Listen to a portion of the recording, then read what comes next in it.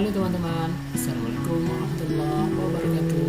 Perkenalkan, nama saya Dian Suganda, Prodi Ekonomi Syariah, Fakultas Ekonomi dan Bisnis Islam UIN Fatmawati Soekarno, Bengkulu. Kami dari kelompok 1 yang beranggota 2 orang. Baik, kita akan melanjutkan video blog kita yang berjudul Perkembangan Pemikiran Ekonomi Islam Abu Yusuf. Berbagai konsep keilmuan adalah hasil dari evolusi berbagai pemikiran dan gagasan para tokoh terdahulu.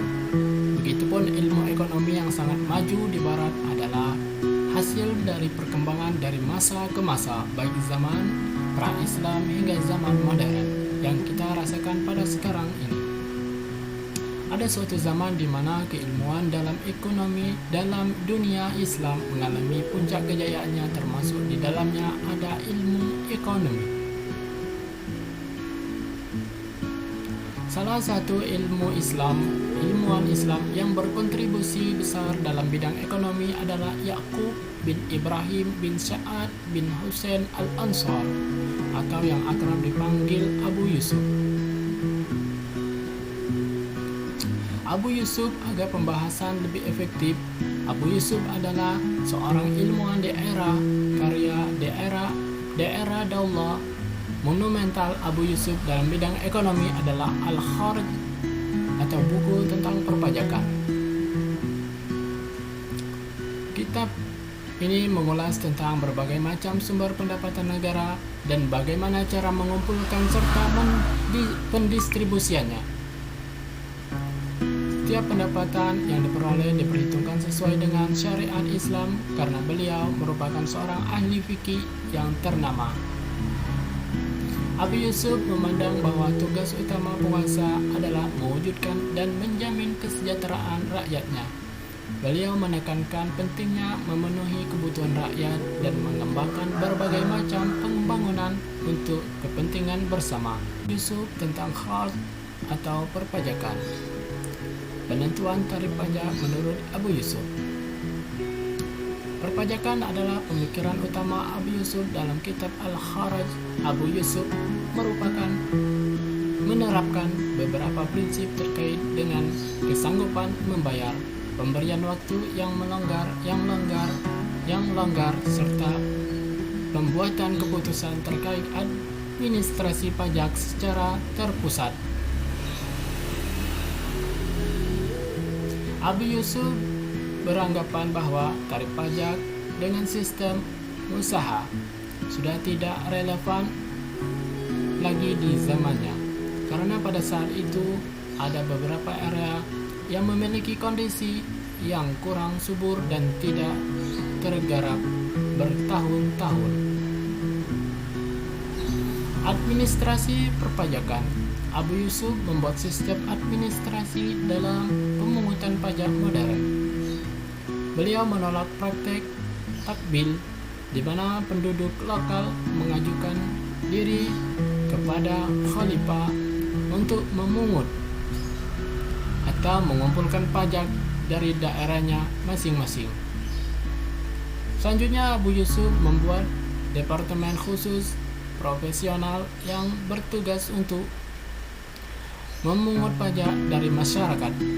Dengan terbentuknya departemen ini, negara berupaya untuk membuat administrasi pajak menjadi lebih transparan, adil, dan tentu membawa kesejahteraan bagi semua rakyat. Sistem keuangan publik daerah Abu Yusuf.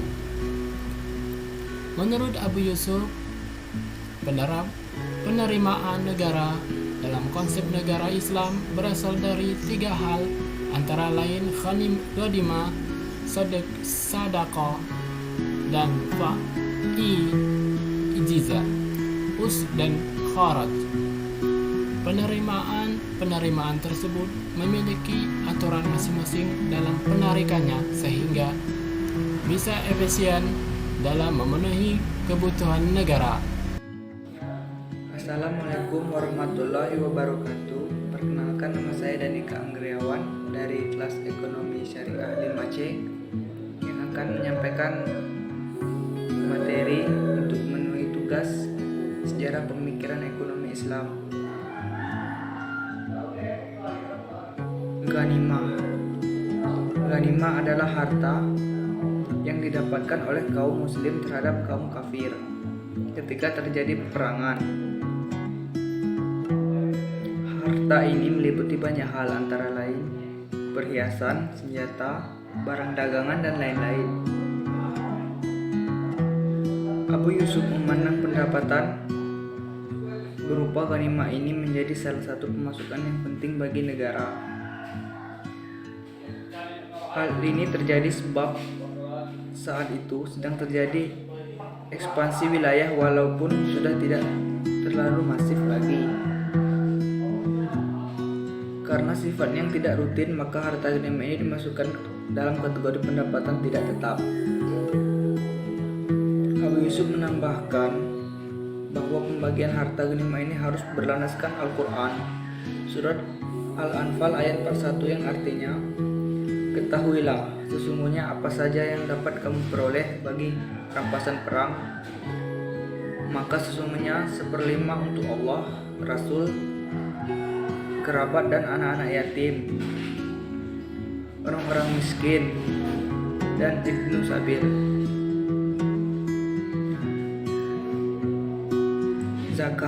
Zakat merupakan sumber penting dalam keuangan negara.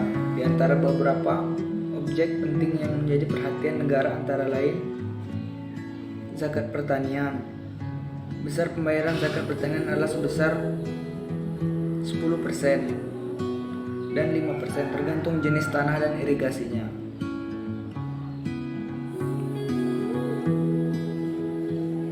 Tanah pertanian yang tidak membutuhkan tenaga untuk irigasi pajaknya 10%, sedangkan yang membutuhkan energi untuk mengalir irigasi dikenakan sebesar 5%. Selain zakat pertanian, Abu Yusuf juga fokus membebankan zakat terhadap hasil tambang dan mineral. Pajak terkait itu Abu Yusuf dan Imam Hanafi memberi takaran pajak sebesar ghanimah, yaitu 1/5 atau 20% dan total produksi yang dihasilkan.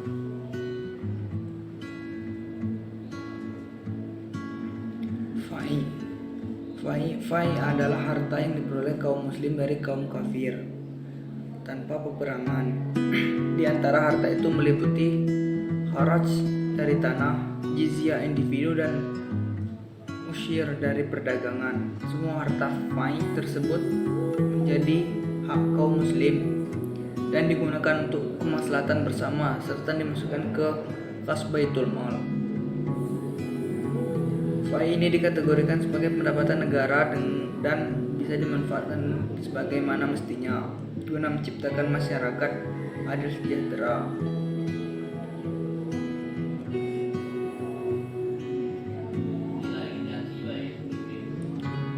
Kebijakan Abu Yusuf terkait mekanisme harga pasar. Ilmu ekonomi selalu dinamis, menyesuaikan dengan fenomena di suatu wilayah tertentu, sehingga kebijakan sukses di suatu tempat belum tentu sukses di tempat yang lain. Di era Abu Yusuf dahulu, terjadi fenomena di mana jika barang melimpah maka harga akan turun.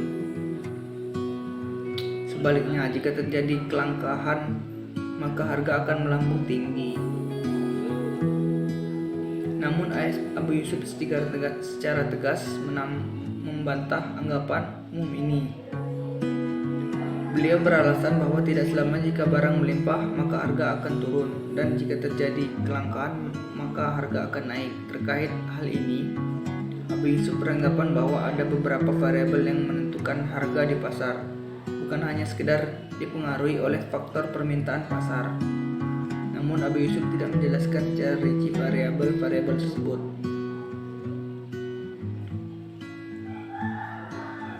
Sumber penerimaan dan pengeluaran negara. Menurut Zainul Basri dan Mulyadi Subri, penerimaan negara meliputi pajak, retribusi, pencetakan uang, pinjaman, dan hadiah. Terdapat banyak definisi tentang pajak dari para ahli. Salah satunya adalah menurut Andriani. Menurutnya, pajak merupakan iuran masyarakat kepada negara.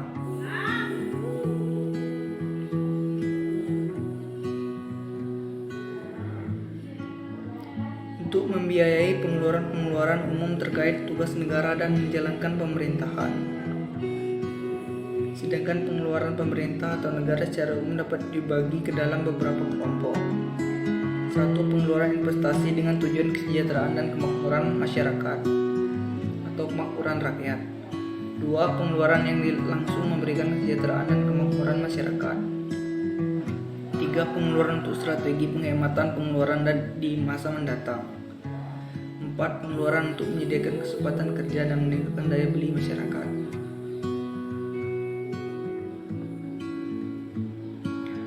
Sedangkan berdasarkan sifatnya, pengeluaran negara dapat diklarifikasikan sebagai berikut. Pengeluaran self-liquidating, misal pengeluaran untuk memberikan jasa kepada masyarakat seperti pembiayaan BPJS yang nantinya masyarakat membayarkan iuran untuk mengganti pengeluaran negara. Pengeluaran reproduktif, yaitu biaya yang dikeluarkan negara untuk memicu masyarakat agar meningkatkan usaha dan penghasilannya. Pengeluaran tidak produktif seperti membuat monumen dan atau membiayai peperangan. 4. Pengeluaran untuk menghemat pengeluaran di masa mendatang. Posisi pemikiran Abu Yusuf tentang keuangan publik. Abu Yusuf hidup pada masa transisi dua zaman, kekhalifahan dari Bani Umayyah ke Daulah Abbasiyah. Daulah Abbasiyah sendiri pertama kali muncul dengan pemberontakan yang dilakukan oleh keturunan Al-Abbas bin Abu Muthalib bin Hashim. Setelah pemberontakan ini berhasil, Abu Abbas akhirnya memproklamasikan diri sebagai khalifah Daulah Abbasiyah. Pertama dengan gelar Safah. Di era Khalifah Harun ar-Rasyid terjadi kesejahteraan ekonomi yang dibuktikan dengan terwujudnya keadilan dan tercukupinya kebutuhan masyarakat.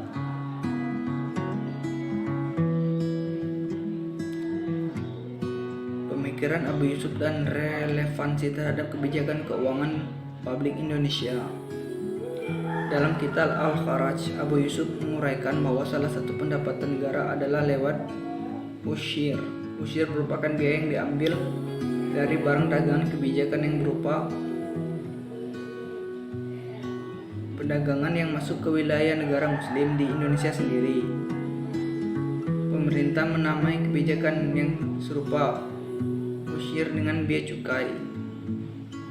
Biaya cukai adalah biaya yang dikenakan atas kejadian lalu lintas barang perbuatan lainnya yang diatur dalam Undang-Undang Nomor 10 Tahun 1995 yang kemudian mengalami revisi menjadi Undang-Undang Nomor 17 Tahun 2006. Namun di dalam kebijakan penarikan pajak ada perbedaan antara era Abu Yusuf dengan kebijakan perpajakan Indonesia. Dalam prinsip penarikan pajak Indonesia menggunakan self-assessment, yaitu prinsip dengan memberi wewenang dan tanggung jawab kepada wajib pajak untuk menghitung.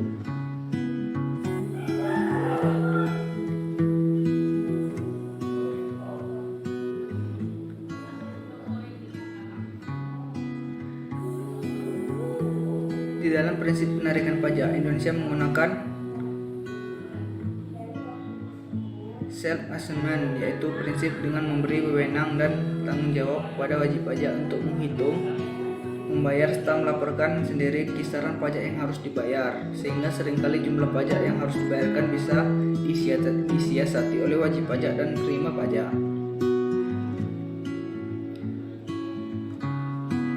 Sistem ini yang dulu ditentang oleh Abu Yusuf karena menimbulkan kezaliman dan ketidakadilan, karena menurut Abu Yusuf, negara harus membuat lembaga yang memiliki petugas pajak yang profesional dan membuat aturan atau regulasi yang terpusat.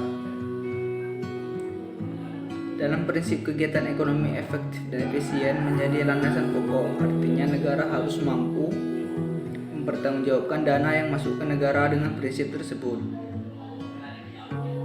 Dalam pandangan Abu Yusuf, negara wajib menyediakan dan membiayai fasilitas atau infrastruktur yang bermanfaat bagi semua rakyat seperti jalan, irigasi, dan bendungan. Di Indonesia sendiri, pemerintah juga mengembangkan berbagai proyek yang tujuannya untuk kemaslahatan bersama. Indonesia juga mendirikan berbagai BUMN untuk menunjang pembangunan nasional berjalan dengan cepat dan tepat sasaran.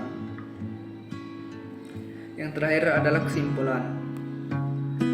Islam merupakan agama paripurna yang di dalamnya membahas segala aspek kehidupan, termasuk perihal ekonomi.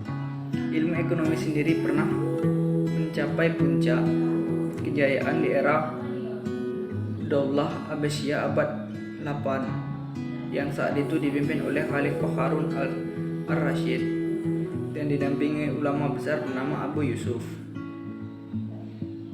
Di era ini terbit salah satu kitab dengan kitab penting yang membahas secara kontekstual tentang kebijakan-kebijakan yang berhubungan dengan ekonomi. Kontribusi Abu Yusuf dalam bidang ekonomi sangat besar. Di antara pemikirannya antara lain konsep keuangan publik yang meliputi tata kelola pendapatan negara dan mengambil pelajaran terhadap kasus yang sudah berjalan lama. Selain itu, Abu Yusuf juga mengambil pelajaran terhadap kasus yang sudah berjalan lama, di mana para khalifah era Abbasiyah seringkali tidak akur dengan para ulama, sehingga membuat hubungannya dengan sang khalifah saat itu yang dijabat Harun al-Rashid bisa berjalan beriringan. Abu Yusuf juga memandang negara yang di dalamnya diwakili penguasa wajib memberikan kesejahteraan kepada segenap rakyatnya untuk mendukung itu.